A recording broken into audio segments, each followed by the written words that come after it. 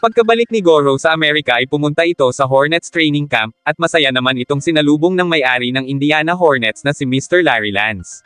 Subalit pagkalabas ni Goro sa silid ay isiniwalat ni Mr. Lance ang plano nitong paggamit kay Goro, at sinabi na dapat bigyan nila iyon ng halaga dahil nadadala ang mga manunood sa laro ni Goro at maari umano silang magkaroon ng mga tagahanga sa Japan. Samantala, tinanggihan naman ni Goro na magpa-interview sa mga media na hamarang sa kanya dahil para sa kanya ay wala siyang dapat sabihin tungkol sa larong natalo siya. Dumiretso si Goro sa loob ng field at doon niya nalaman na naglalaro rin palaro ng mga dati niyang nakasama sa bats na sina Roy at Dunstan. Binati ng dalawa si Goro dahil sa naganap na laro nito noon sa World Cup, pero sa halip na matuwa ay nagtaka si Goro kung bakit siya pinupuri ng mga iyon gayong para sa kanya ay isa siyang taunang pitcher. Hindi nagtagal, habang nasa loob ng field ay hindi inaasahan ni Goro na naroon din si Sanders. Doon niya natuklasan na hindi na pala ito isang baseball player, sapagkat napilayan si Sanders habang nagsasanay kaya isa na lamang siya ngayong bullpen catcher ng Hornets. Pagkaraan, napag-usapan ng dalawa ang naging laban ni Goro sa World Cup. Kahit natalo ay pinuri pa rin ni Sanders ang kanyang ipinakitang laro kaya inisip ni Goro na marahil ay naaawa lamang ito sa kanya. Sinabi rin ni Goro na ang 103 miles per hour na record niyang pitch ay tinamaan, kaya nakapag-walk of home run si Gibson. Dahil doon ay naisip niyang tila sinayang niya ang pagkakataon, isang bagay na minsan ay nagiging dahilan upang maisip niyang huminto na sa paglalaro. Pinagsabihan ni Sanders si Goro na sa halip na isipin na huminto sa paglalaro ay mas higitin na lang nito ang record na 103 miles per hour, sapagkat sa isang 19-year-old na tulad ni Goro ay panahon na umano para hindi na nito balikan ang nakaraan. Hindi na umano suot ni Goro ang Japanese national uniform kaya tapos na iyon, kaya pangunahan na lang nito ang Hornets sa tagumpay para sa Grand Major League stage. Nang sumunod na araw ay nagsimula ng mag-training si Goro kung saan si Kin ang tumayong catcher niya. Pagkatapos ay sinabi ni Kin ang totoo tungkol sa pitch ni Goro na wala umanong ibang ginawa kundi ang strikeout ang mga batter na hindi handang maglaro sa spring games. Nagalit si Goro sa mga sinabi ni Kin pero para kay Sanders ay mas maayos nga umano na sinasabi ni Kin kung ano ang nakikita nito kay Goro. Maging ang ibang mga player ng team ay ganoon din ang sinasabi kay Goro kaya inisip nito na hindi pa rin siya tanggap ng mga iyon na maging teammate para sa Hornets. Gayunpaman, sinabi na lang ni Goro sa kanyang sarili na baliwala ang majors kung wala ang pagsubok na tulad nyon, kaya una sa lahat ay patatauban umano nito ang line-up ng sikat na Titans at patutunayan niya sa mga iyon ang lakas niya. Kinabukasan, nagsimula na ang laban ng Hornets kontra Titans kung saan nagawang ipakita ni Goro ang galing niya.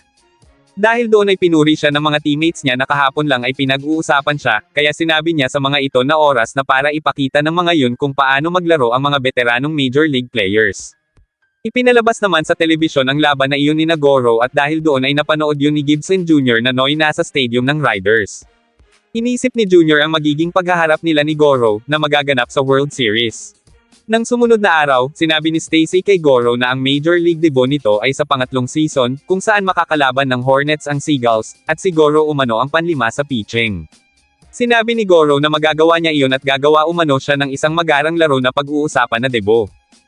Makalipas ang ilang araw ay nagsimula na ang unang laban ni Goro sa major na ipinalabas sa telebisyon kaya inabangan yun ng mga supporters ni Goro sa Japan. Habang nakapwesto sa mound ay naalala ni Goro ang kanyang ama na siyang nagturo sa kanya ng larong baseball, pati na rin ang mga magulang na kumupkop at ang mga taong nakasama at sumuporta sa kanya. Para kay Goro, bilang professional player ay doon na magsisimula ang tunay na laban, at ipinangako nito na aangat siya hanggang sa maabot niya ang pinakatuktok. Sa umpisa pa lang ng laro ay maganda na ang ipinapakita ni Goro, bagay na ikinatuwa naman ni Mr. Lance, sapagkat naaayon umano sa plano ang ginagawa ni Goro kaya nararamdaman nito na sisikat kaagad iyon kahit nakasasali pa lang ni Goro sa Hornets. Nagpatuloy pa ang laro, at kahit nasa ika-7 inning na ay no hits at no runs pa rin si Goro kaya mas hinangaan pa ito ng mga tao. Maging si Gibson ay napansin na malaki na ang ipinagbago ni Goro mula sa natutunan nitong karanasan ng World Cup. Subalit matapos makagawa si Roy ng foul malapit sa foul pole ay nagsimulang magbato si Goro ng mga hindi magandang pitch. Dahil doon ay nagpa-warm up na si Stacey ng tao sa bullpen. Hindi nagtagal, dahil sa patuloy na pagkawala ni Goro sa focus sa laro ay sinabihan ito ni Kin na umalis na sa mound kung hindi rin lang buo ang loob nito na magawa ang nono. Agad namang pumayag si Goro kaya hinubad na nito ang gloves at naglakad palayo sa mound.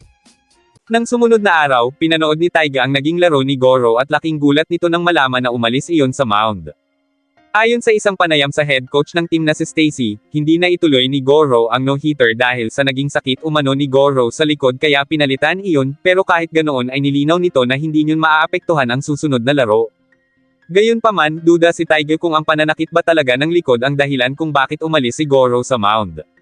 Samantala, habang sakay sa eroplano ay humingi si Roy ng paumanhin kay Goro at inako nito ang pagkakamali na siya umanong nagpapangit sa laro ni Goro, pero sinabi nito na walang kasalanan si Roy. Pagkatapos nun ay nakipagpalit muna si Sanders ng upuan kay Roy para batiin ito at sabihin na kahit nadismaya si Mr. Lance dahil hindi nagawa ni Goro ang no-no game ay mas mahalaga pa rin naman umano ang kaligtasan ni Goro para matapos nito ang unang season. Makalipas ang ilang araw, habang nasa loob ng stadium ay napag-usapan ni Nakin, Watts, at Sanders ang sitwasyon ni Goro, kung saan sinabi ni Watts na maaaring may yips si Goro. Ang yips ay isang kondisyon kung saan nawawala ang kontrol ng isang tao sa kanyang katawan dahil sa pangkaisipang dahilan, at ayon kay Watts ay normal umano iyong nangyayari sa atletang tulad nila.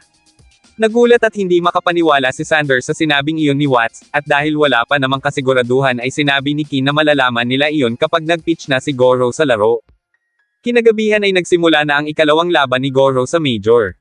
Nasimulan nito ng maganda ang laro, subalit gaya ng nauna ay nawalan muli ito ng kontrol, hanggang sa natigilan na lang si Goro sapagkat bigla na lang itong nakaramdam ng matinding pagod. Gayunpaman ay ipinagpatuloy pa rin ni Goro ang laro, pero hindi nagtagal ay bigla na lang itong naglakad palabas ng field subalit pinigilan ito ni Kin at sinabing maaari lang umalis si Goro sa oras na malinis nito ang ginawa nitong kapalpakan. Nung una ay nagdahilan pa si Goro na may lagnat siya, pero nang sabihin ni Kin na natatakot si Goro na makapagpahit ay bumalik ito sa mound upang patunayan na hindi siya duwag. Dahil doon ay bumalik na si Goro sa kanyang pwesto, ngunit matapos ang ilang hindi magandang pag-pitch ay tinamaan nito sa ulo ang isa sa mga manlalaro ng kabilang koponan.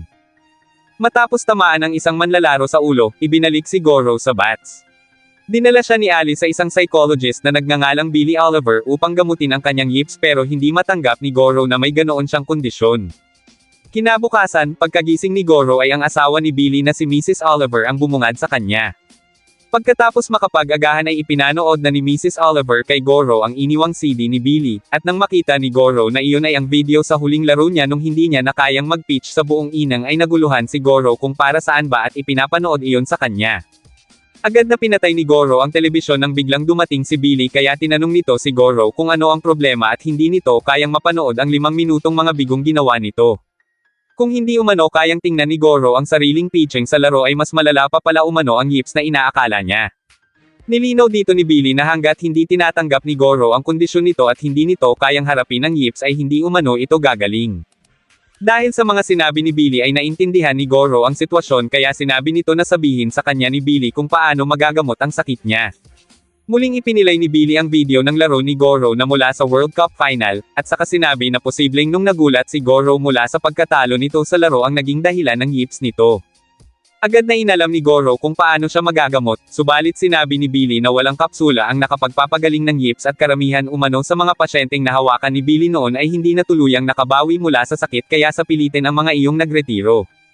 Pero kung pagkakatiwalaan umano siya ni Goro ay gagawin niya ang lahat ng makakaya niya para matulungan ito. Pumayag si Goro kaya sinimulan nila ang hypnosis treatment. Nagpatuloy ang pagpapagamot ni Goro kay Billy, at sa loob ng ilang araw ay nagsimula itong magpakita ng resulta. Makalipas ang 5 araw ay may ibinigay si Billy na 2 piraso ng gamot na makakatulong umano sa may yips, at kailangan umano iyong inumin ni Goro bago magsimula ang laro. Sinabi ni Billy na kung makakapaglaro si Goro ng kritikal na sitwasyon ay tapos na ang trabaho niya. Pagkaalis ni Goro ay nagtaka si Mrs. Oliver kung kailan pa may naimbentong gamot para sa yips, pero sinabi ni Billy na bitamina lang ang ibinigay niya kay Goro. Naglaro si Goro sa minors at naging maganda naman ang resulta ng laban kaya inisip ni Sanders na nalagpasan na kaagad ni Goro ang yips, bagay na hindi sinang-ayunan ni Kin dahil hindi pa rin umano iyon ang Goro na kilala niya. Nagpatuloy pa ang gamutan, at ng mga sumunod na araw ay sinabi ni Alice kay Goro na kapag maganda pa rin ang magiging laro nito mamaya ay makakabalik na ito sa majors, bagay na labis na ikinatuwa nito. Ngunit para mangyari iyon ay kailangan umanong mag-pitch ni Goro ng 7 innings nang walang anumang walk or run na ibibigay. Bago magsimula ang laban ay nalaman ni Goro na nasa minors din si Silva dahil nagpapagaling iyon mula sa isang injury, at naglalaro iyon para sa kabilang koponan. Hindi nagtagal ay sinimula na ang game kung saan na-strikeout ni Goro si Silva, kaya inisip ni Sanders na tuluyan nang nakarecover si Goro mula sa yips kaya wala na umano silang dapat alalahanin. Subalit para kay Kin ay kakaiba pa rin umano ang pitching ni Goro, at para dito ay saka pa lang niya masasabing maganda na ang pitch ni Goro kapag nahuhulugan na iyon ng sombrero sa laro. Nagpatuloy ang laro hanggang sa ika-5 inning kung saan 1-0 ang score pabor sa bats. Sa itaas ng ika-6 na inang, muling nakaharap ni Goro si Silva, at ang tanging nasa isip lang noon ni Goro ay ang mag-pitch sa mga gilid. Subalit laking gulat nito nang biglang matamaan ni Silva ang ibinato niyang bola. Nakapagtala ito ng isang run kaya all-1 na ang score ng magkalabang team sa ika-6 na inang. Gayunpaman, huminahon lang si Goro at inisip na sinwerte lang si Silva kaya sa huli ay napanindigan pa rin niya na tapusin ang inang. Pagkatapos ng laban, binati si Goro ng mga katim niya at sinabing kung patuloy niyang patutunayan ang sarili tulad ng kanina ay siguradong makakabalik siya ng majors. Kinahapunan, habang mag-isa si Goro sa locker room ay dumating si Silva. Nung una ay naaasar si Goro sa mga pinagsasasabi ni Silva, hanggang sa sinabi nito na wala umanong presensya si Goro na tulad ng ipinakita nito noong nagharap sila sa World Cup. Bago tuluyang umalis ay ipinaalam ni Silva na babalik na siya sa majors bukas at sana ay magkita-kita umano sila doon. Kinagabihan, tinawagan ni Alice si Goro upang sabihing na promote muli si Goro sa major.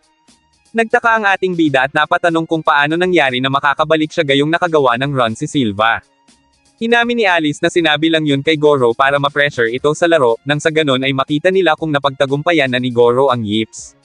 At dahil maayos pa ring nakakapag-pitch si Goro pagkatapos makagawa ng run yung kalaban ay sinabi ng manager na magiging maayos na umano si Goro sa laro. Natigilan na lang si Goro sapagkat hindi nito inaasahan na magiging ganoon kabilis ang pagbalik niya sa majors. Kinabukasan, pinuntahan ni Goro si Oliver upang pasalamatan ito bago siya umalis, at sinabing kaya mabilis siyang napabalik sa majors ay dahil sa tulong nito. Pero para kay Oliver, ang malakas na puso umano ni Goro ang nakatulong dito para makarecover ito ng mabilis mula sa mga nangyari. Pagkatapos ay napag-usapan ng dalawa ang sinabi ni Silva kahapon kay Goro, at matapos nilang talakayin iyon ay sinabi ni Oliver na ang tunay na kailangan ni Goro ay isang bagong layunin na papalit kay Gibson, sapagkat iyon umano ang layunin ni Goro kung bakit ito naglalaro ng baseball. Itinanggi ni Goro ang tungkol doon at sinabing matagal niya nang nalutas ang problema na iyon. Bagaman nawalan siya noon ng ganang ipagpatuloy ang paglalaro dahil sa nalaman na nagretiro si Gibson, malaki naman ang pasasalamat ni Goro sa mga kaibigan niya sapagkat sa pamamagitan ng mga iyon ay naalala niyang muli kung bakit siya nagbi-baseball, at iyon ay dahil gusto niya ang larong iyon simula pa pagkabata. Nang sumunod na araw, pagkabalik ni Goro sa majors ay tinanong ni Goro sina Sanders at Kin tungkol sa mga layunin ng mga ito kung bakit naglalaro. Para sa isang ama na may binubuhay na pamilya ay sinabi ni Sanders na naglalaro siya para sa pera, habang para naman kay Kin, sa oras umano na pinili nila ang isang trabaho ay natural lang na gustuhin nilang pagtagumpayan ang larangan na iyon. Sumang-ayon si Goro sa sinabi ni Kin dahil ganoon din umano ang pamamaraan niya kaya ititigil na niya ang walang kwentang pag-iisip bagkus magfo-focus na lang para manalo. Sa laro ay patuloy si Goro sa kanyang maingat at kontroladong pagpipitch, pero pagkatapos nitong makapaglagay ng runner sa base ay pinalitan na ito ni Watts at nagpahinga na si Goro. Nagpatuloy ang game hanggang sa nagawang maipanalo ng Hornets ang laro laban sa Wings. Habang nasa locker room ay napag-usapan ng ilang mga katim ni Goro na mas maganda na ang ipinakitang laro kanina ni Goro kumpara noong nagsisimula pa lang ito sa majors. Kasunod nyo na ipinatawag naman si Goro sa labas dahil may bisita umano ito. Habang palabas si Goro sa silid ay sinasabi naman ni Dunston na hindi niya na naramdaman ang lakas ni Goro lalo na sa pitching. Ibang-iba umano si Goro noong nasa bats pa ito kung saan punong-puno ito ng dedikasyon at walang kapantay ang pagnanasa na manalo, kaya napakalaki umano ng ipinagbago ni Goro. Samantala, nagkaroon din si Junior ng problema sa major kaya nakipag-usap ito sa ama tungkol sa sinabi ng manager. Awang-awa si Junior sa kanyang sarili dahil inalis siya ng manager sa starting lineup sa Bison's game, kung kailan simula na ang season sa majors. Gayunpaman, sinabi ni Gibson na hindi masisisi ni Junior ang naging desisyon dahil pangit umano ang mga laro ni Junior. Nakiusap si Junior na tulungan siya ni Gibson dahil wala umano itong ideya kung bakit ito nagkakaganon. Subalit sa halip ay natawa lang si Gibson dahil isa umano siyang pitcher kaya wala siyang alam sa mga batters, sabay biniro pa si Junior na gumamit muna ito ng tennis racket para mas madali umano itong makatama ng bola. Nainis si Junior sa pagtratong iyon ng kanyang ama kaya umalis na ito, subalit pagkalabas ng bahay ay hinabol ito ni Gibson at sinabing alaming mabuti ni Junior kung ano ang lugar nito, sapagkat kakailanganin umano ni Junior ng ilang taong tagumpay sa majors bago nito maranasan ang bumagsak sa larangan ng baseball. Pinayuhan nito na bumalik si Junior sa minors sapagkat kailangan umano nito ng mga pagkabigo at paghihirap bago ito maging isang top major leaguer. Nang sumunod na gabi ay nanalo muli ang Hornets laban sa San Francisco Guardians kaya meron na ang mga itong tatlong panalo, at mas lalo pa umanong nag-improve ang pitching ni Goro ayon sa mga katim nito. Kinabukasan ay nagharap na ang team ng Hornets at ang kinabibilangang team ni Junior na Riders. Maganda ang pitching ni Goro kaya sinabi ni Sanders na siguro ay hindi sila magiging abala hanggang sa umabot sa 5th inning. Subalit sa pagtatapos ng game ay natalo ang Hornets sa score na 7-3. Naiwang nakatulala si Goro sa bench kaya nilapitan ito ni Sanders para tanungin kung ano ang nangyari dahil bigla na lang itong nawala sa sarili noong 5th inning. Subalit maikli at simple lang ang sagot ni Goro na nangyari na umano kaya ang kailangan na lang nitong gawin ay ang manalo sa susunod sabay alis. Kinagabihan, tinawagan ni Oliver si Goro dahil nag-alala ito na baka bumalik umano ang yips ni Goro matapos makaharap si Gibson sa laban. Pagkatapos ay tinanong nito kung meron na ba iyong bagong layunin, kaya sinabi ni Goro na iniisip na lang niya na gagawin niya ang lahat ng makakaya niya sa bawat laro niya sa susunod, lalo na at iyon na ang naging buhay niya kaya iyon muna umano ang layunin ni Goro sa ngayon. Nang sumunod na araw, habang nagpa-practice si Goro ay dali-daling ibinalita rito ni Sanders ang tungkol sa bagong balita na babawiin umano ni Gibson ang pagre-retiro at babalik iyon bilang player ng Bisons bagay na labis na ikinagulat ni Goro. Ayon sa interview, babalik na si Gibson sa Bisons matapos itong gumaling mula sa operasyon at mga gamutan, at pinayagan umano ito ng mismong doktor nito na makapaglaro muli. Samantala, maging si Junior ay nagulat matapos marinig ang balita at inisip na tila nababaliw na ang kanyang ama. Ganoon din ang naging reaksyon ni Gino nang malaman nito ang balita, lalo na't nagkataon pa na ang susunod na laban ng Hornets ay kontra sa Bisons, at si Goro pa ang nasa starting ng laro. Nang sumunod na araw, bago magsimula ang game ay nilapitan ni Goro si Gibson habang nagpa-practice sa field. Tinanong niya ito kung bumalik ba si Gibson para ipakita sa kanya at sa anak nito na si Junior kung paano magtagumpay sa ganoong kompetitibong antas. Dagdag pa ni Goro na mas mabuti sigurong manatiling retirado si Gibson dahil hindi nila kailangan ni Junior ang presensya nito sa mound para painitin sila, at dapat umano nitong igalang ang kagustuhan ni Junior. Nagkaroon ito ng negatibong reaksyon dahil sumagot si Gibson na iba ang kanyang mga prioridad. Kahit na nadidismaya umano siya sa dalawa ay wala siyang oras para sayangin iyon sa katulad ng dalawa na mga pasaway. Pagkatapos yun ay naglakad na palayo si Gibson at sinabing huwag na siyang kakausapin ni Goro kahit kailan. Hindi nagtagal ay nagsimula na ang laban, subalit nahirapan si Gibson sa mismong laro. Marami sa kanyang mga pitch ang lumalabas sa strike zone at mas mababa pa sa 90 miles per hour ang bilis. Dahil doon ay nakapagpatama si Goro ng isang Grand Slam laban sa kanya. Pagkatapos ng laro, napagdesisyonan na tanggalin si Gibson sa Bisons, kaya kailangan umano nitong maghintay sa loob ng 10 araw kung mayroong team na gustong kumuha dito. Subalit sinabi ni Gibson na mag-voluntary retirement na lang siya. Naging laman iyon ng balita pati na rin ang naging halo-halong resulta ni Goro sa majors. Sa buong season, nakakuha si Goro ng 7 panalo at 8 talo, at hindi umano iyon ang pinakamagandang record ayon sa tagapagsalaysay. Pagkatapos nyon, niyaya ni Oliver si Goro na manood ng isang Double-A na laro sa Nashville dahil may gusto siyang ipakita rito. Pagdating nila roon, nadatnan nila ang laro sa ibaba ng unang inang, kung saan naglalaro ang Beaumont Greenjacks laban sa Nashville Bulls, at si Gibson ang pitcher bagay na ipinagtaka ni Goro. Tinanong ni Goro kung ano ang nangyayari dahil sa pagkakaalam nito ay nagretiro na si Gibson, kaya ipinaliwanag ni Oliver na ipinakiusap lang yun ni Gibson sa kontrata para makapagsimulang muli. Dagdag pa ni Oliver na nakapasa si Gibson sa tryout ng Bisons, at pagkatapos ay pumirma iyon ng bagong kontrata sa Double-A Bulls kaya naroon iyon sa laro. Gayunpaman, nagtataka pa rin si Goro kung bakit isinusugal ni Gibson ang kalusugan para lang makapagsimula. Doon na sinabi ni Oliver na tinawagan siya noon ni Gibson para makiusap na sabihin kina Goro at Junior na panoorin iyon na maglaro. Mas lalo pang nagtaka si Goro at inisip kung bakit ito sasabihan ni Gibson ng ganong bagay, kaya sinabi ni Oliver na panahon na para malaman ni Goro na ang taong nagrekomenda sa kanya para pamunuan ang Hornets ay walang iba kundi si Gibson. Isiniwalat din ni Oliver na dati niyang pasyente si Gibson. Bata pa siya noon kaya hindi pa niya alam kung paano aalisin ang puot at galit sa puso ni Gibson pagkatapos ng mga nangyari sa buhay niyo nang mamatay si Honda. Pero isang araw ay may nangyaring hindi inaasahan. Habang naglalakad sila ay hindi man lang pinansin ni Gibson ang mga fans, at may isang bata pa na lumapit dito para humingi ng autograph. Kilala niya si Gibson bilang isang tao na hindi banibigo ang kahilingan ng isang bata. Ngunit ng araw na yun ay tinanggihan ni Gibson ang batang lalaki kaya hinabol niya ito upang sabihin na hindi makatarungan ang ginawa nito. Dahil sa mga sinabi ni Oliver ay binalikan ni Gibson ang bata upang ibigay ang hinihingi nitong autograph, sabay hinagpos ang ulo niyon at humingi ng paumanhin. Pagkatapos niyon ay nagsimula umanong magbago ang ugali ni Gibson. Ibinaon niyo ng paghihirap sa loob ng sarili at nakafocus lang iyon sa pitching kapag nasa mound na hanggang sa bumalik ang dati nitong laro.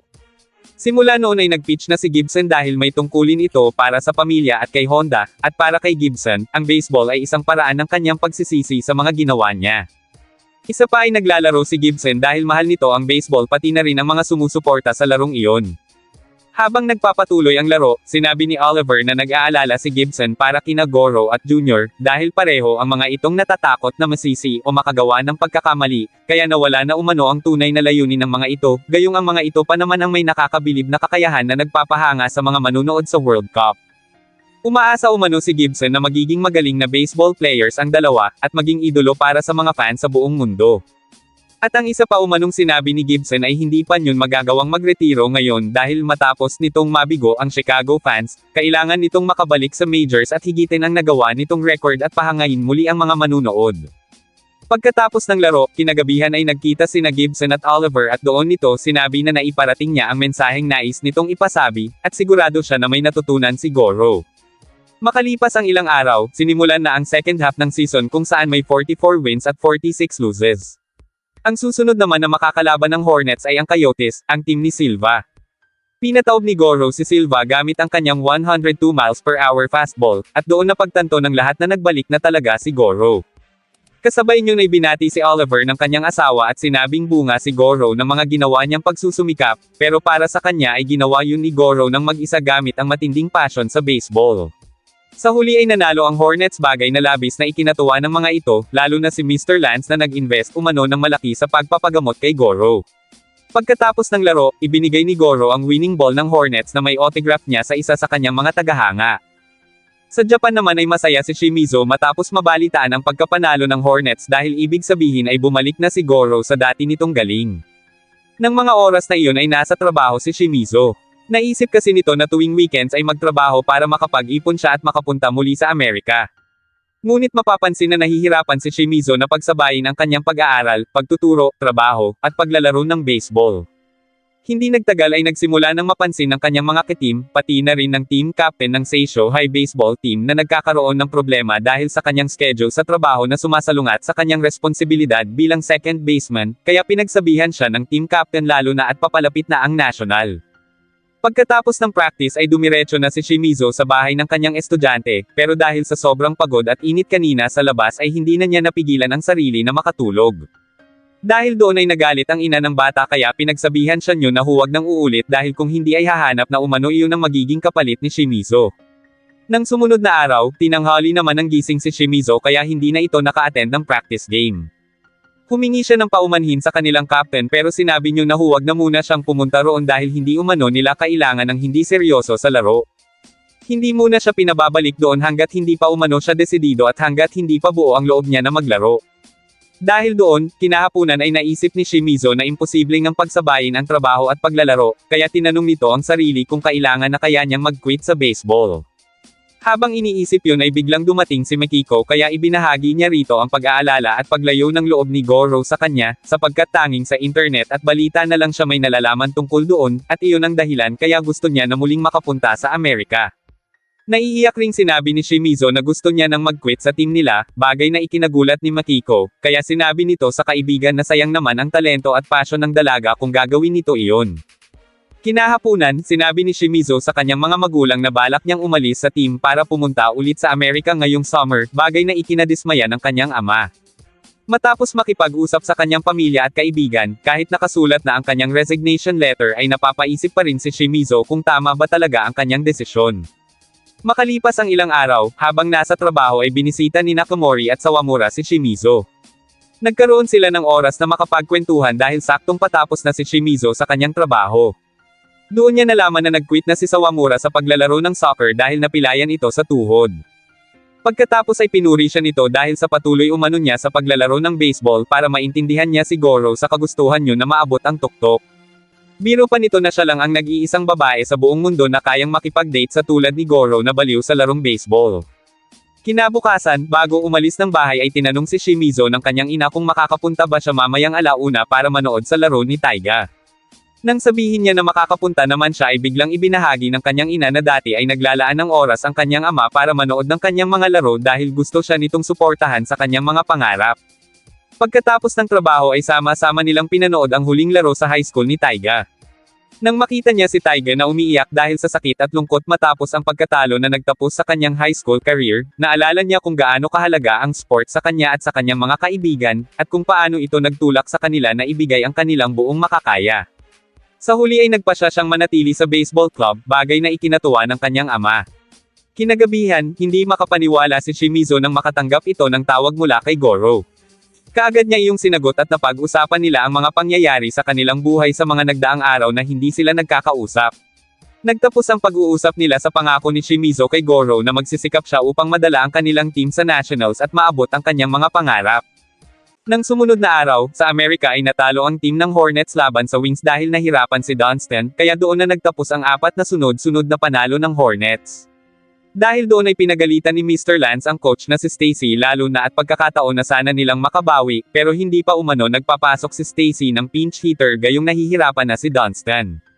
Sinabi pa ni Mr. Lance na si Stacy umano ang mananagot kapag hindi sila nagtuloy-tuloy.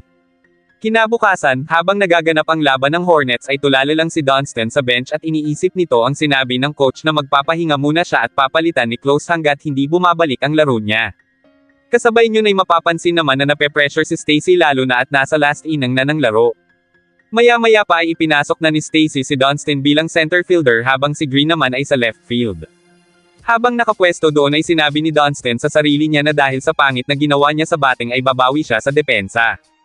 Ngunit nang mahit ng batter ang bola ay sabay silang tumakbo ni Green upang suluhin ang bola, dahilan para magkabanggaan sila at madaganan niya ang noy na kakilong binti ni Green kaya nagkaroon ito ng injury. Matapos may sugod sa ospital ay ibinalita ni Stacy sa team na may napunit na ligament sa tuhod ni Green kaya sa tingin umano nito ay hindi na iyon makakalaro sa buong season. Sa kabila ng nakakalungkot na pangyayari ay umaasa umano si Stacy na hindi siya bibigwin ng iba dahil kailangan pa rin naman nilang magpatuloy.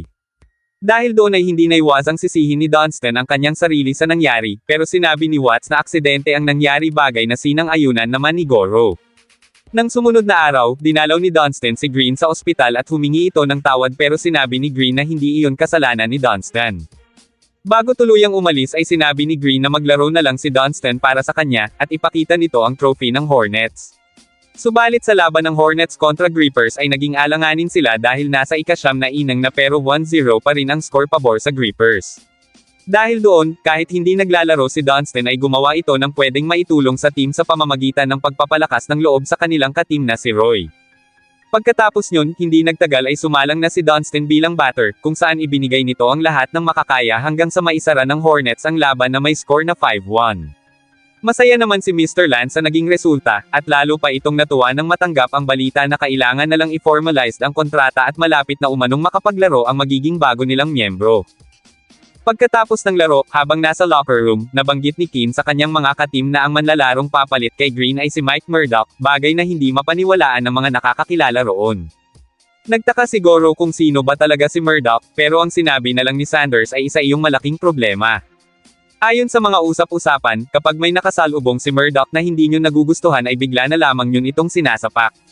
Sinasabi pa nga na kung pagpapatong-patungin ang lahat ng taong nabiktima nyon ay mas mataas pa raw iyon kaysa sa Statue of Liberty.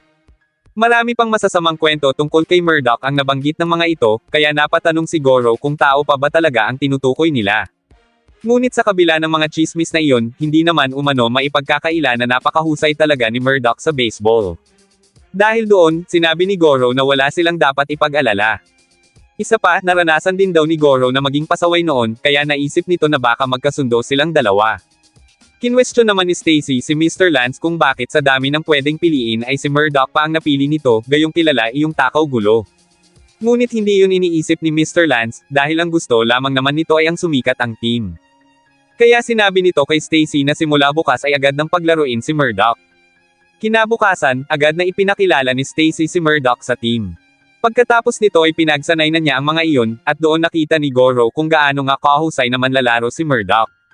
Kinagabihan ay nagsimula na ang laban ng Indiana Hornets kontra Minneapolis Suns, kung saan sa una pa lang ay muntikan ng masaktan si Goro dahil sa hindi pagpasa ni Murdoch ng bola. Para kay Sanders, kung patuloy na gaganunan ni Murdoch si Goro sa laro ay hindi malabong pumalag na iyon.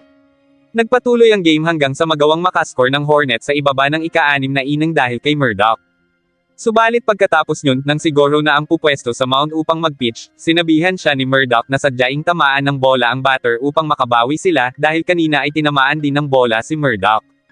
Gayunpaman, hindi sinunod ni Goro ang kagustuhan yun lalo na at sa ganoong paraan namatay noon ang kanyang ama. Dahil doon ay nilapitan siya ni Murdoch at sinabihang duwag bagay na ikinainis ni Goro kaya tila naapektuhan na ang pagpipitch nito. Kinausap ni Kin si Goro kaya isiniwalat nito roon ang tungkol sa mga sinabi ni Murdoch. Sinabi ni Kin na kakausapin niya mamaya si Murdoch tungkol doon, kaya sa ngayon ay mag-focus muna umano si Goro sa batter. Subalit naka-score ng 2 ang Suns dahil sa pagkakamali ni Murdoch kaya hindi na napigilan ni Goro ang sarili na komprontahin ito. Nauwi yun sa pagtatalo hanggang sa manapak na si Murdoch pero sa halip na kay Goro, ay sa mukha ni Roy tumama ang kamao nito. Pilit na inawat ng iba ang dalawa pero nagwala pa lalo si Murdoch kaya itinulak nito si Kin. Dahil doon ay tinanggal na si Murdoch sa field, at nag-iwan pa ito ng kamalasan sapagkat nagkaroon ng bali si Kin dahil sa pagkakatulak nito kanina. Hindi nagtagal ay natapos ang game sa score na 2-1 pabor sa Suns. Sa locker room, sinabi ni Goro kina Sanders kung bakit nagkaganoon si Murdoch, pero para kay Watts ay may kasalanan din umano si Goro dahil hindi naman nito alam kung sinadya yun ang pagkakamali kanina sa laro. Nang sumunod na araw ay naging laman ng balita ang pagkatalo muli ng Hornets, pero tila baliwala lang iyon kay Murdoch. Samantala, galit naman si Mr. Lance sa isa na naman nilang pagkatalo, gayong balak pa naman sana niyang bigyan ng magagandang bonus ang mga player. Hindi rin ito makapaniwala na nagawa nitong ma-injure ang Golden Boy na si Kin kaya sinabi nito na huwag nang palaruin si Murdoch sa Hornets kahit na kailan. Nang sumunod na araw, dumating sina Goro sa LA para sa 2 game series nila sa dating koponan ni Murdoch, ang Panthers. Pagkarating sa hotel ay pinuntahan ni Goro ang kwarto ni Murdoch, subalit ang asawa at anak lang yun ang naroon kaya nagpaalam din agad si Goro. Bago tuluyang makalayo ay tinawag si Goro ng misis ni Murdoch para humingi ng paumanhin sa naging away ng dalawa, subalit sinabi ni Goro na hindi yun kailangang humingi ng tawad dahil may kasalanan din siya. Samantala, nagulat si Stacy nang malaman na gusto ng owner na tanggalin kaagad si Murdoch sa starting roster, gayong may injured pa si Kin kaya kulang na kulang umano sila sa magagaling na batter sa field. Kinabukasan, natalo ang Hornets sa unang laban, at si Murdoch ang itinuturing nilang malas sa team, ngunit sinabi ni Watts na huwag isisi kay Murdoch ang lahat dahil hindi lang naman iyon ang batter na hindi nakagawa ng hits sa nakaraang 6 na laro. Gayunpaman, giit ni Roy na biglang nagbago ang mood ng buong team mula nang sumali at maglaro si Murdoch sa Hornets bagay na ikinagalit na ni Watts.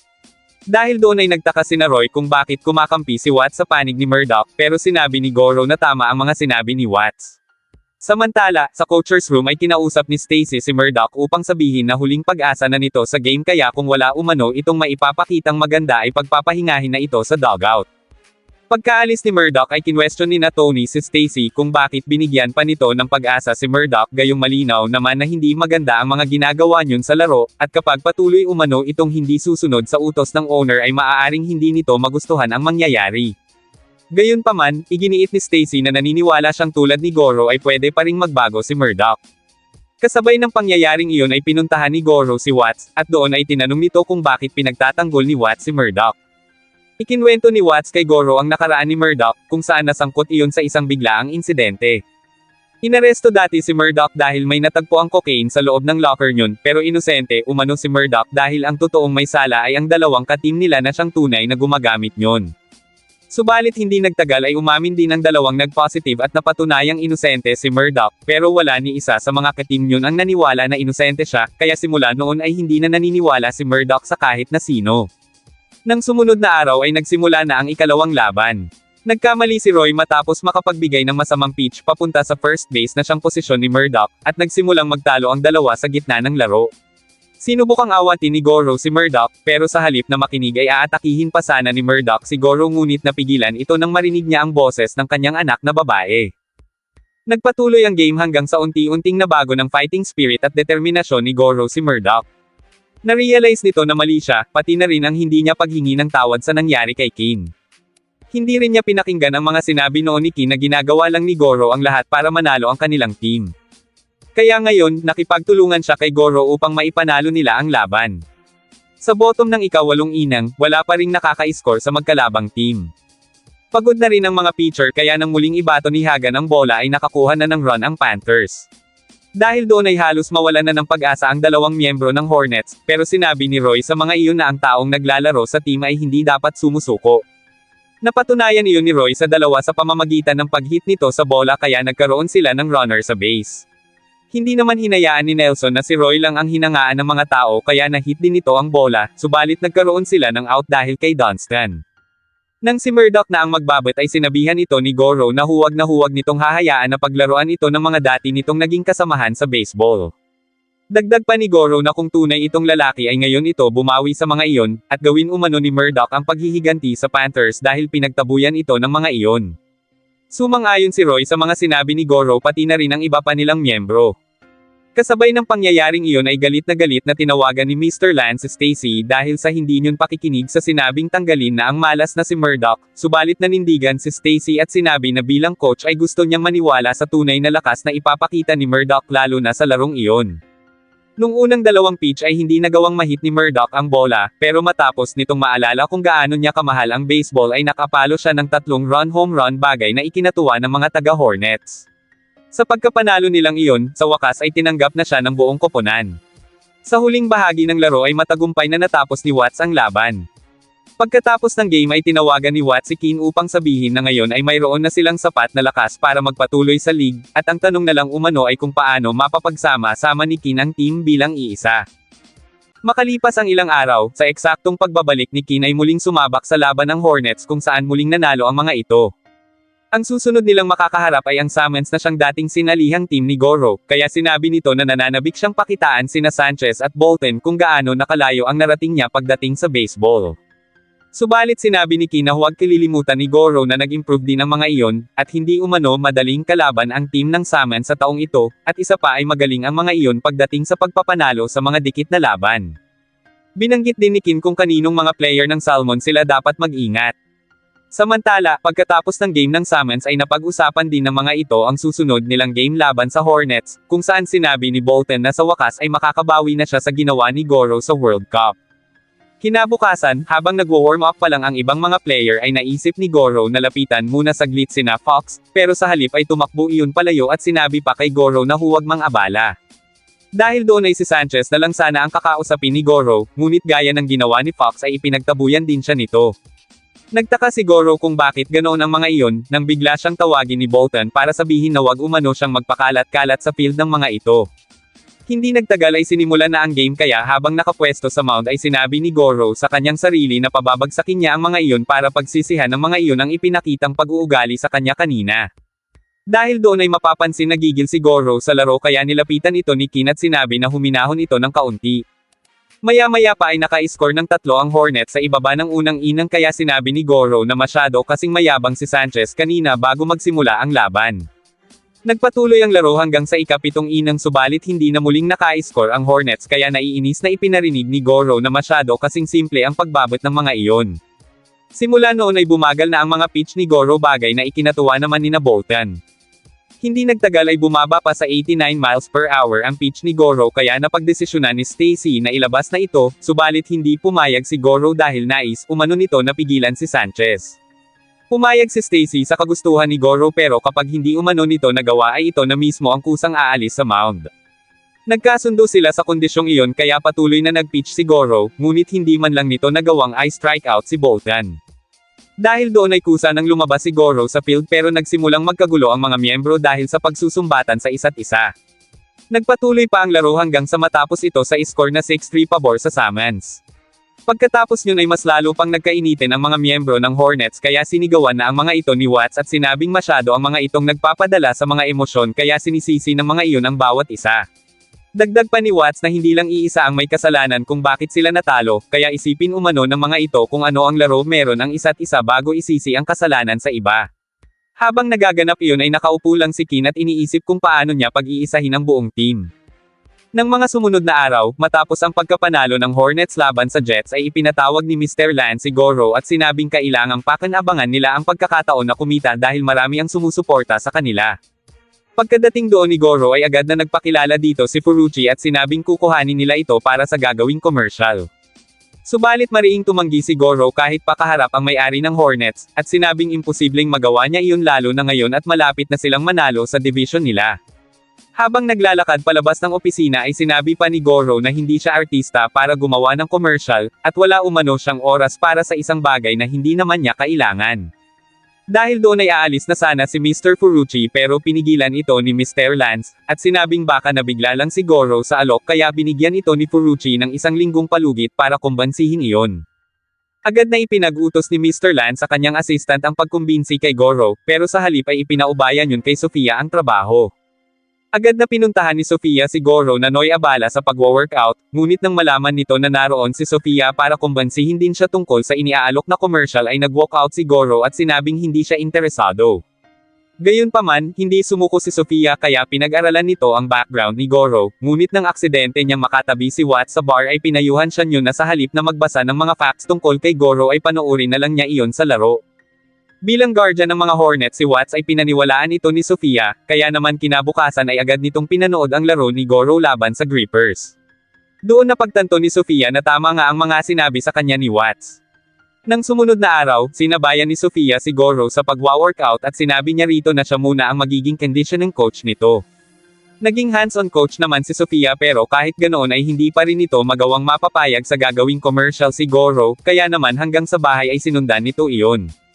Ipinagluto niya si Goro ng mga masusustansyang pagkain bagay na ikinatuwa yun, ngunit nang banggitin niya muli ang tungkol sa commercial ay itinaboy na siya nito pauwi. Nang sumunod na araw ay napansin ni Ki na lalong gumaganda ang mga bato ni Goro, pero hindi nito inamin na dahil iyon kay Sofia dahil ayaw nito na pilitin na naman siya yun na tanggapin ang commercial. Nagpatuloy pa ang pagko-coach ni Sofia kay Goro hanggang sa isang araw ay aksidenteng narinig ni Goro na pinipilit ng assistant ni Mr. Lance si Sofia na kumbansihin na kaagad siya sa lalong madaling panahon. Dahil doon ay napilitan na si Goro na pumayag sa paggawa ng commercial. Ngunit nang malaman ni Goro na ang kailangan niyang gawin ay ang matamaan ng bola ang pinakaulo ng mannequin ay nag-back out kaagad siya. Dahil doon ay nagalit si Mr. Ferrucci lalo na at may pinirmahang kontrata si Goro. Sinubukang kausapin ni Sofia si Mr. Ferrucci tungkol sa trauma ni Goro, pero nang makita iyon ay muling napilitan si Goro at sinabing itutuloy niya na ang shooting. Natuwa si Ferrucci kaya bumalik na ulit sila sa silid, subalit nang ibabato na ni Goro ang bola ay kaagad na hamarang si Sofia at sinabing hindi siya papayag na ipagawa ng mga iyon sa isang player ang bagay na labag sa kalooban yun at delikado rin para sa mga manunood. Dahil doon ay hindi na natuloy ang shooting ng araw na iyon kaya nagpaalam na rin si Sofia kay Goro. Pagkalipas ng ilang araw, sa Japan ay nagulat ang magkapatid na Shimizu nang makita ang commercial na ginawa ni Goro, at hindi ang mga ito makapaniwala na gagawin ni Goro ang ganoong klaseng pag-acting sa commercial. Samantala, sa Amerika ay muling nakapagtala ng pagkapanalo ang Hornets at si Roy ang isa sa mga naging star ng laro dahil nakapagtala ito ng 3 hits sa isang home run. Pagkatapos yun ay nanibago ang ibang mga miyembro ng Hornets dahil panay ang ensayo ni Roy, at inisip na masyado itong excited para sa mga darating na laban. Para umanong naging ibang tao si Roy, kaya inisip pa ng mga ito na malamang ay kinakabahan iyon at natatakot na hindi mapansin dahil simula bukas ay lalakihan na ang roster ng team nila. Habang nag-uusap ang mga iyon ay dumating si Watts at sinabing walang masama sa ginagawa ni Roy, at nabalitaan umano nito na kukuha pa ng magagaling na players ang Hornets ngayong taon, kaya kung tatayo lang umano ang mga ito doon ay baka makuha pa ng mga iyon ang pwesto ng mga ito. Dahil doon ay agad na tumakbo ang dalawa palapit kay Roy para makapag-practice din dahil hindi umano ang mga ito papayag na mangyari iyon. Kasabay niyon ay sinabi ng isang player na balita nito ay darating si Quesada para mag-pitch, tapos si Kellogg at Butler naman ang fielders. Binati nito si Kellogg na may maganda umanong performance ngayong taon, kaya napagtanto ni Sanders na iyon pala ang dahilan kung bakit panay ang training ni Roy nitong mga nakaraang araw. Magkaibigan umano sina Roy at Kellogg sa labas ng laro pero magkaribal kapag nagtutuos na, at doon saglit na naalala ni Goro ang mga panahong nakasama niya ang dalawa. Sa Memphis naman ay binati ni Carter ang 5 player kabilang si Kellogg dahil simula bukas ay mga major leaguer na umano ang mga ito. Nang makalabas sa opisina ay tuwang-tuwa ang 5, ngunit biglang dumating si Alice at sinabing nakatanggap ito ng tawag na may nangyari raw sa tatay ni Kellogg. Makalipas ang ilang araw ay nakarating na sina Quesada at Butler sa Indiana, pero nagtaka si Roy kung bakit wala si Kellogg kaya sinabi ni Butler na napilitan iyong umuwi dahil sa balita na nawala ng malay ang ama nito. Dagdag pa nito na mapipilitin na iyong magretiro sa baseball, bagay na ikinagulat ni Roy. Dahil doon ay hindi naiwasang mag-alala ni Roy kaya kahit magsisimula na ang game ay sinusubukan pa rin nitong tawagan ang kaibigan. Hindi nagtagal ay sinimula na ang laban, pero dahil sa pag-iisip kay Kellogg ay nagkamali si Roy sa laro. Gayunpaman, sa huli ay nanalo pa rin naman ang kanilang team. Habang nasa locker room sina Sanders, Goro, Roy, at Dunston ay dumating sina Butler para yayain ang apat na sumama sa farewell party umano ni Kellogg. Pumayag naman ang apat kaya bumiyahe na kaagad sila papunta kina Kellogg. Pagkarating sa reception ay sinalubong sila nina Alice, at pagkatapos ay hinarap sila ni Kellogg ng may saya dahil sa muli nilang pagkikita-kita. Doon na nagsimulang banggitin ni Kellogg ang tungkol sa mamanahin nitong business, subalit napansin nito na hindi natutuwa si Roy. Sinubukang pasayahin ni Kellogg si Roy pero sa halip ay nainas iyon at tinanong kung seryoso ba ang pag-alis niya sa baseball, gayong nangako pa sila sa isa't isa na maglalaro silang dalawa sa Major League.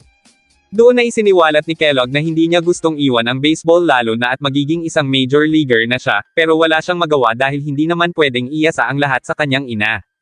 Habang tahimik ang lahat ay napangisi si Goro at sinabing ngayon ay nakikita niya na pinipilit lang ni Kellogg na maging masigasig sa paningin nila.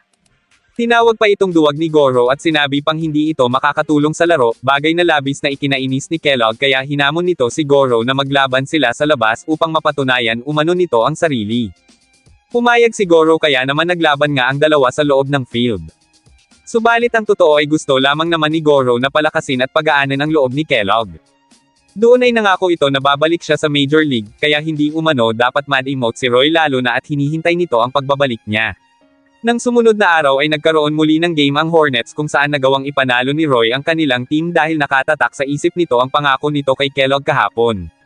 Samantala, napanood ni Junior ang laro kaya sinabi niyon sa sarili na naging interesting tuloy ang division na iyon. Nang mga oras na iyon ay maglalaban ang Bisons at Riders, kung saan nagulat si Junior dahil ang kanyang ama na si Gibson ang pitcher ng kabilang team nang siya na ang magbabat. Sinabi ni Junior sa kanyang sarili na ipapakita niya kay Gibson ang ipinagbago niya kung ano na siya ngayon. Subalit kahit anong pilit ni Junior na matamaan ang bola, sa huli ay no-strikeout pa rin siya ni Gibson, at nanalo ang Bisons sa laban. Gayunpaman, pagkatapos ng laro ay hindi makapaniwala si Junior nang marinig mula sa TV ang sinabi ng kanyang ama sa isang panayam, kung saan pinuri at sinabihan siya niyon na isa siya sa pinaka-kinatatakutang batter sa buong majors kaya kinabahan umano iyon nang magkaharap sila. Nang sumunod na araw, pumunta si Murdoch sa opisina upang sabihin na nakapagdesisyon na siya na manatili sa Hornets, lalo na at maganda naman umano ang status ng team para maipanalo ang championship. Sumang-ayon ang lalaki sa sinabi ni Murdoch, pero nalulungkot lang umano ito tungkol kay Watts kaya napatanong si Murdoch kung ano ang problema. Nang sumabak sa laro ay doon na nakita ni Murdoch ang tungkol sa sinabi ng lalaki. Natalo ang kanilang team at nagtaka sina Roy kung bakit napapadalas ang pagpalpak ni Watts sa laro bilang closer nila. Doon na isiniwalat ni Murdoch ang tungkol sa nalaman niya, na ang mismong agent ni Watts ang nagsabi na matagal nang nagkakaproblema sa balakang si Watts, pero pinipilit pa rin umano niyong maglaro kaya sa tingin ni Murdoch ay wala iyong pakialam sa team kahit na matalo. Nung una ay hindi naniwala si Goro, pero biglang pumasok si Watts at inamin na totoo ang sinabi ni Murdoch sabay humingi ng tawad sa mga kasamahan. Sinabi rin ni Watts na kinausap niya na ang mga manager nila na gawin na lang siyang relief pitcher simula bukas dahil hindi na niya kayang maging pabigat sa team. Makalipas ang ilang araw ay nagsimula ang serye ng 3 laro laban sa Coyotes. Sa unang 6 na inang ng laro ay walang naka-score sa magkalabang team, pero nang nasa ibabang bahagi na ng ika-7 inang ay nakascore si Key ng 1 run. Pagkatapos nyon, sa itaas na bahagi ng ika-8 inang kung saan si Goro pa rin ang pitcher ay nagsimula ng alugan at hipa ni Goro ang kanyang kamay ng ilang beses. Dahil sa pagtataka ay humingi si Key ng time para tanungin si Goro kung bakit nito iyon ginagawa, ngunit nagtaka rin si Goro at sinabi na hindi niya rin alam na ginagawa niya iyon. Doon na nagsimulang magkaroon ng problema si Goro sa pagpipitch at nakaramdam na rin ito ng pananakit sa bawat pagbato nito ng bola, ngunit kahit ganoon ay matagumpay pa rin naman itong natapos ang laro. Sa huli ay nanalo ang Hornets sa unang laro ng serye sa score na 1-0.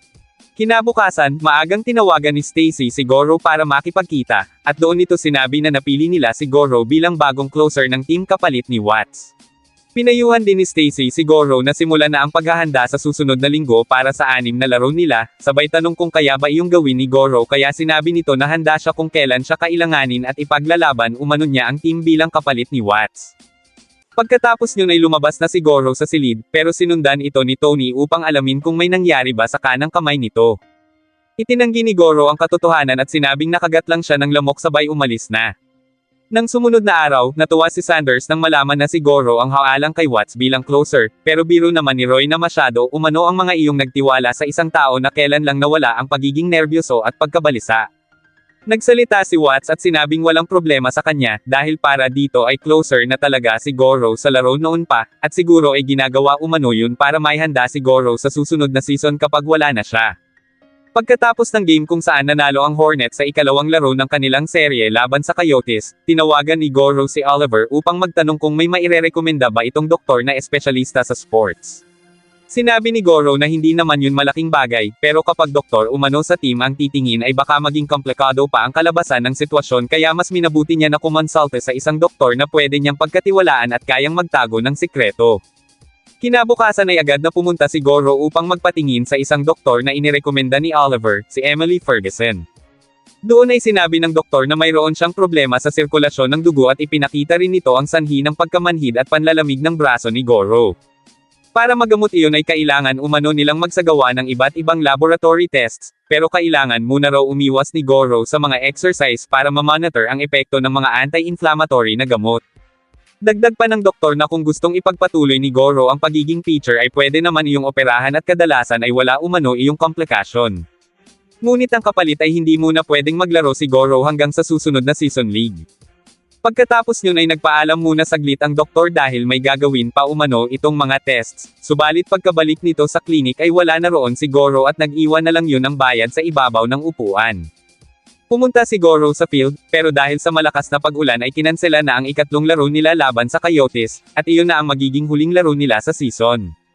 Mayroon na lamang 7 laro bago matapos ang season, at tabla pa rin ang bilang ng panalo ng Hornets at Coyotes.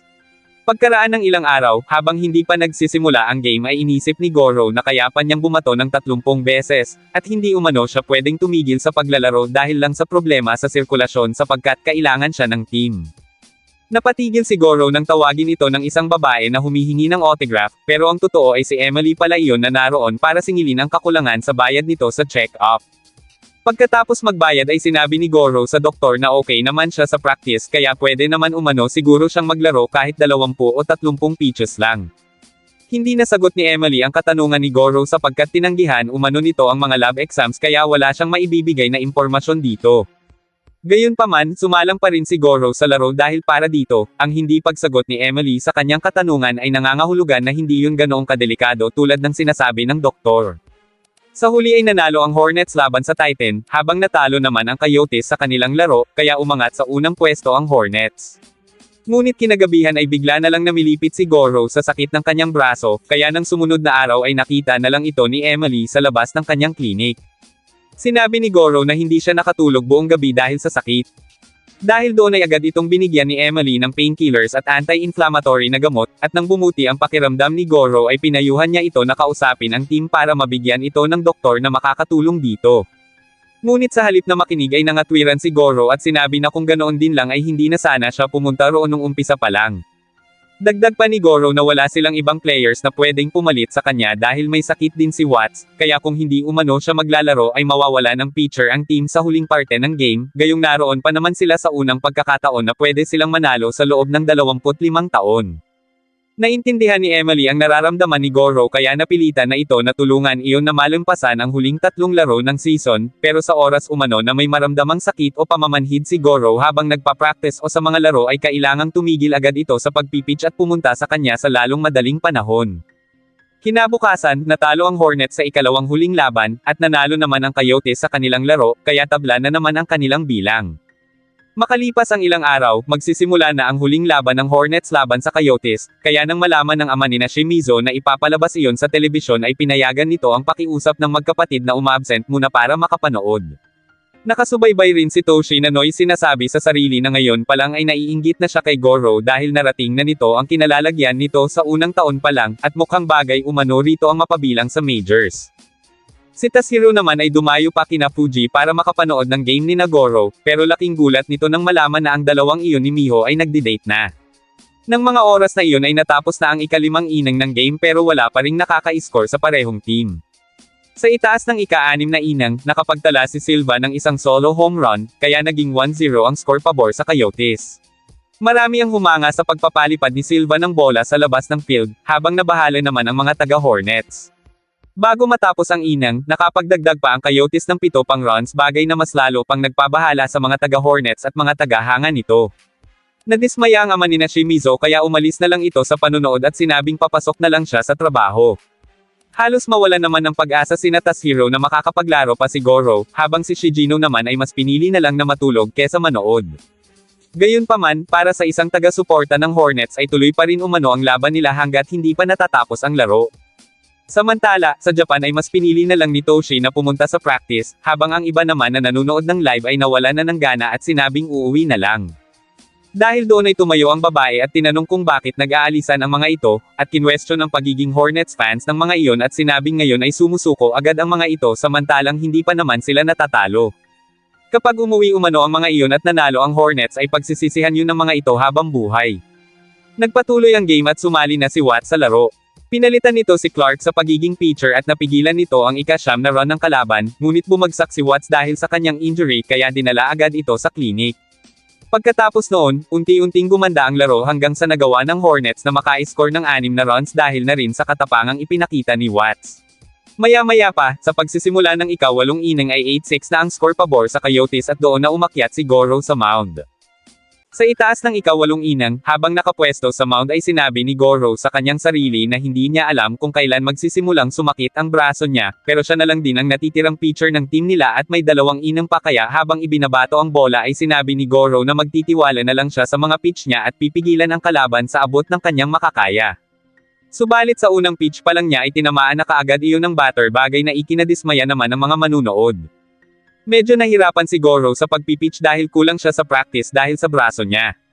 Nang si Silva na ang nakapwesto bilang batter ay muntik nang matamaan ng bola si Goro, pero mabuti na lang ay nasanggan niya iyon at nasalo bago pa man siya tuluyang matamba, at tinapos ni Goro ang opensa ng Coyotes sa pamamagitan ng isang triple play. Pagkatapos ay umupo na si Goro sa bench at doon ay niyaya siya ni Kin sa labas para tanungin kung may problema ba siya sa sirkulasyon ng dugo.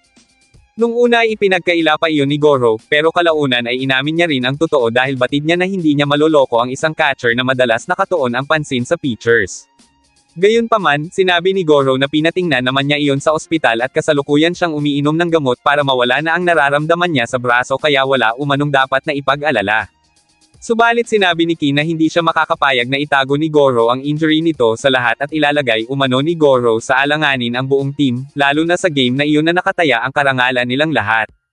Dagdag pa nito na magpapalit si Goro dahil kung hindi ay siya mismo ang magsasabi sa coach na palitan si Goro. Paalis na sana si Kin pero nangatwiran si Goro at sinabing kilala niya ang sarili niya at hindi umano siya maglalaro kung alam niya na hindi niya kayang mag-pitch. Isa pa ay wala na umano silang mga pitcher na pwedeng maglaro kaya hindi niya pwedeng sabihin sa team na meron siyang injury sa kamay. Nangako si Goro na kakayanin niyang kontrolin ang game sa susunod na inang kaya pumayag si Kin at pinagbigyan si Goro, pero katapusan na umano nito oras na makapagpatakbo ito ng isang runner. Hindi nagtagal ay nagpatuloy ang laro at natapos ang ika-8 inning ng walang puntos. Sa itaas naman ng ika-9 na inning ay pinahinto ni Goro ang mga batter ng Coyotes. Pagdating naman sa ibaba ng ika-9 na inning, nang si Kin na ang nakapwesto bilang batter ay nakapagpatama ito ng bola, subalit hindi naging malinaw ang resulta kaya humingi si Stacy ng timeout upang may check umano ang video at masuri na tumama nga ang bola sa poste nang sa ganon ay maideklara iyon bilang home run. Ngunit sinabi kay Stacy na hindi malinaw sa pinanood na video na tumama nga ang bola sa poste, kaya iginiit ni Stacy na tingnan na lang ang poste kung nagkaroon iyon ng marka, subalit sinabi ng umpire na hindi iyon maaaring gawing ebidensya dahil hindi naman umano masasabi kung ngayon nga lang nangyari ang naturang marka. Nung una ay halos mawalan na ng pag-asa ang team ng Hornets, pero nang iabot na sa umpire ang ginamit na bola ay napansin ni Goro na mayroon iyong marka. Dahil doon ay napatunayan na tumama nga iyon sa poste at idineklarang home run nga ang huling tira ni Kin. Nagtabla ang laro sa score na 8-8 kaya ibig sabihin ay magkakaroon pa ng extra inang. Nagpatuloy ang game, at natapos ang ika-9 na inang natabla pa rin ang laban. Bago magsimula ang ika-10 inning ay tinanong muna ni Stacy kung kaya pa bang maglaro ni Goro, at sinagot naman yun ng ating bida ng may kumpiyansa sa sarili na kaya pa nga niya. Sa muling pagsisimula ng game ay nagawang ma-strikeout ni Goro ang 3 batter, at ayon sa announcer ay iyon ang pang-anim na sunod-sunod na strikeout na nagawa nito. Sa pagtatapos ng inning na iyon ay wala pa ring naka-score sa parehong team, at kasabay niyon ay ang pagdating ni Emily sa stadium na may halong pag-aalala para kay Goro. Hindi nagtagal ay sinimulan na ang ika-11 inning kung saan 9 na batters ng Coyotes ang pinatalsik nito. Nang mga oras na iyon ay kasalukuyang ipinapalabas sa telebisyon sa Japan ang laro ni Goro, kaya ang Noy-a-attend na sana ng practice na si Toshi ay napahinto muna para manood dahil sa kaabang-abang na pangyayari. Marami naman sa mga nanunood ng live ang natutuwa at nag-cheer para sa Hornets, kaya naisip ni Emily na iyon ang kasagutan na hinihintay ni Goro. Sa pagpapatuloy ng laro, sa itaas ng ika-12 inning ay mapapansin na sobrang pagod na si Goro at nakakaramdam na ito ng matinding sakit sa kaliwang braso. Gayunpaman, nakakapagpa-strikeout pa rin naman ito ng batter, bagay na ikinatuwa ng Hornets fans. Subalit hindi nagtagal ay napaluhod na ito sa mound habang nakahawak sa braso, kaya nagtaka ang mga manunood kung ano ang nangyayari. Nilapitan si Goro ng kanyang mga katim at ng kanilang coach, at doon na tinanong ni Goro si Stacy kung meron ba itong maipapalit sa kanya.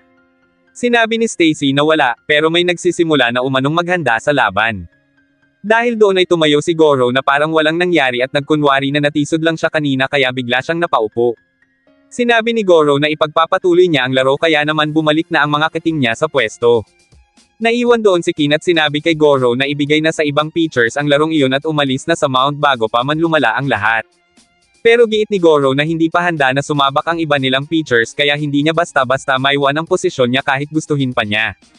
Dagdag pa ni Goro na siya mismo ang nagtatago ng kondisyon niya, kaya siya na rin ang baalang yumako ng responsibilidad na yun para sa lahat. Humingi siya kay Kin ng kaunti pang oras para sa isang batter at pumayag naman ito. Subalit nang magsimula ang game ay isinenyes ni Kin na palakirin na ang batter, pero hindi sumunod si Goro, bagkus ipinagpatuloy ang pagpipitch. Habang ginagawa yun ni Goro ay unti-unti nang bumabagal ang bilis ng mga pitch nito, bagay na ikinatuwa naman ni Silva.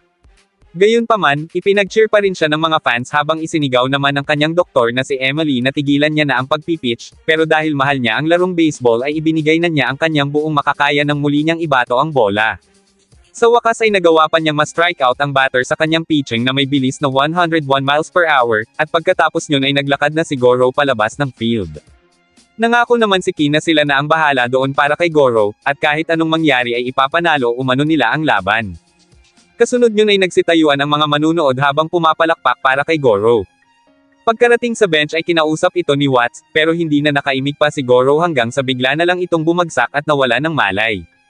Agad yung ipinaalam ni Tony sa team, at doon na rin sinabi ni Kin ang tungkol sa problema ni Goro. Nagalit ang coach na si Stacy at tinanong kung bakit hindi agad sinabi ni Kin ang tungkol doon.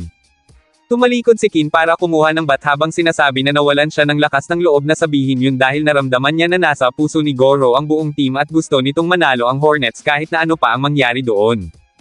Nagpatuloy ang game at nagawang mapaganda ng Hornets ang kanilang depensa alang-alang kay Goro na siyang itinuturing nila na nagbigay ng lakas sa buong team simula pa noon. Hindi nagtagal ay nakatama si Murdoch ng 3-run home run na siyang nagtapos sa laro. Nanalo ang Hornets sa laban at sa Central Division. Kinabukasan, agad na binisita ng mga manlalaro ng Hornets si Goro sa ospital, upang maipagdiwang na rin nila ang pagkapanalo ng kanilang team. Makalipas ang ilang araw ay gumaling na si Goro, kaya makakalabas na ito mula sa ospital at makakapag-pitch na ulit siya sa susunod na season. Habang naglalakad si Goro sa hallway ay sinabayan siya ni Watts, at doon ay napag-usapan nila ang tungkol sa pagkapanalo ng Hornets laban sa Titans. Pagkatapos ay biglang naitanong ni Goro kung alam na ba ni Watts kung saang team ito lilipat para sa susunod na taon. Sinabi ni Watts na lahat ng nagbigay noon sa kanya ng offer ay sabay-sabay nang nag-back out dahil isa na lang siya ngayong injured na veteranong player. Gayunpaman, ayos lang umano iyon kay Watts dahil ang mahalaga ay magkakasama pa rin silang makikipaglaban habang suot ang uniform ng Hornets. Pagkatapos yun ay tuluyan ng lumabas ng ospital si Goro, at doon ay sinalubong ito ni Sofia. Ipinadala kasi ng management si Sofia para alagaan si Goro at pigilan itong mag-training, kaya pagkarating nila sa bahay ni Goro ay kaagad nitong kinumpiska ang mga workout equipments nito. Pagkatapos ay ipinaliwanag ni Sofia kay Goro na trabaho niyang kontrolin ito mula sa rehab hanggang sa mga pagkain nito sa diet, sapagkat nais umanong mapanatili ng management si Goro sa team ng Hornets sa abot ng kanilang makakaya. Simula sa araw na ito ay si Sofia na rin umano ang magluluto ng mga kakainin ni Goro upang mapanatili ang healthy program diet nito. Ayaw man ni Goro pero wala na itong nagawa kundi ang pumayag na lang. Hindi nagtagal ay nagsimula ng magluto si Sofia at habang naghihintay ay pinanood muna ni Goro sa telebisyon ang laro sa pagitan ng Texas Riders at Chicago Bisons. Habang nanunood ay sinabi ni Goro sa sarili na kung patuloy na mananalo ang Hornets ay maaari nilang makalaban ang isa sa dalawang team na iyon.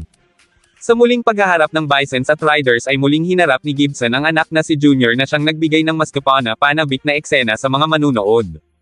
Maya-maya lang ay inihain na ni Sofia ang pagkain ni Goro, at habang kumakain ay bigla itong nakatanggap ng tawag mula kay Shimizu. Habang nag-uusap ang dalawa ay narinig ni Shimizu ang boses ni Sofia kaya nagsimula itong mag-isip na niloloko siya ni Goro, kahit sinabi na ni Goro na mula lang si Sofia sa management ng team na siyang taga-luto niya ngayon. Sa laro naman ng Bisons laban sa Riders ay nagawang ma-strikeout ni Gibson si Junior, kaya sa ibaba ng ika-8 inning ay lamang pa rin ng 2 puntos ang Bisons.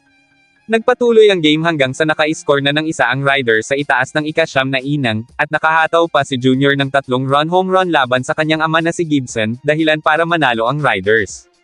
Dahil doon ay umabante ang Riders sa World Series. Pagkatapos ay binisita ni na Gibson at Junior ang puntod ni na Laura at Melissa, kung saan binati ni Gibson ang anak at sinabi na isa itong mahusay na batter kaya hindi umano malabo na maging world champion ito.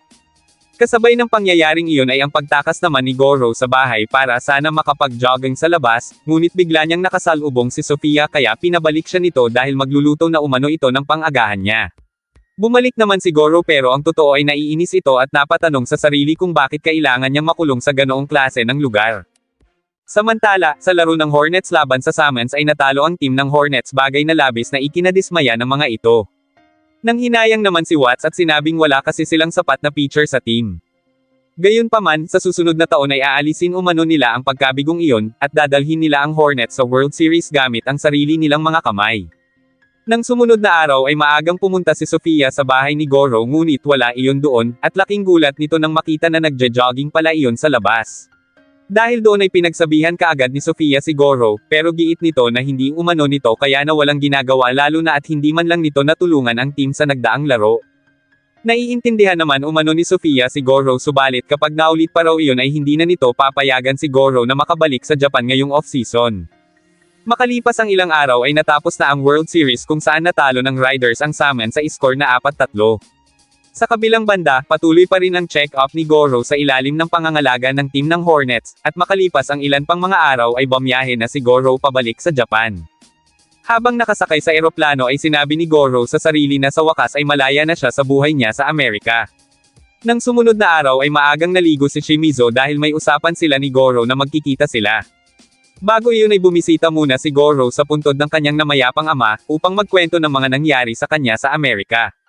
Pagkatapos niyon ay dumiretso na si Goro sa kanilang bahay ngunit wala siyang nadatnang tao doon, kaya naisip nito na maligo na muna dahil magkikita pa sila ni Shimizu. Kasabay ng pangyayaring iyon ay naglalakad na ang dalaga papunta sa bahay ni na Goro, habang laking gulat naman ni Goro nang makita si Sofia sa bahay nila. Sinabi ni Sofia na pinapunta siya doon ng management para bantayan si Goro, at meron na rin umano itong permiso mula sa mga magulang ni Goro na doon muna manatili sa bahay hanggat naroon si Goro. Nang malaman ng tungkol doon ay mas lalong nag-alma si Goro, at kasunod nyon ay ang pagdating naman ni Shimizu sa bahay ng mga ito.